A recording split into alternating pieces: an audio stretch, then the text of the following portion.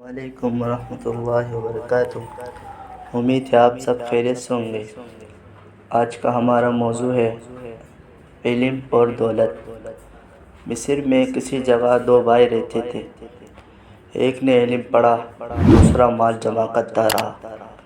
نتیجہ یہ ہوا کہ پڑھنے والا تو علامہ ہو گیا اور روپیہ جمع کرنے والا شاہی خزانچی بن گیا۔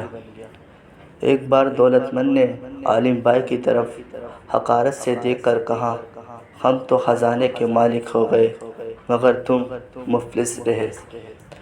عالم بھائی نے کہا، بھائی جان، میں تو اس حال پر خدا کا شکر گزار ہوں کہ اس نے مجھے پیغمبروں کی میراث علم عطا فرمائی ہے، مگر آپ ہے کہ فرعون کی وراثت یعنی مصر کی حکومت پر اترا رہے ہیں۔